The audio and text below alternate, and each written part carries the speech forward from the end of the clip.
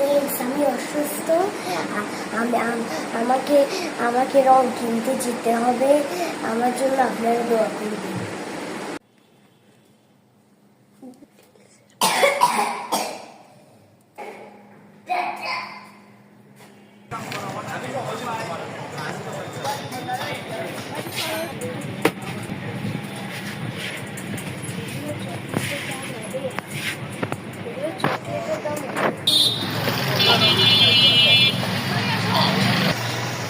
So friends, আমি আমি তাড়াতাড়ি করে বাসায় চলে এসেছি।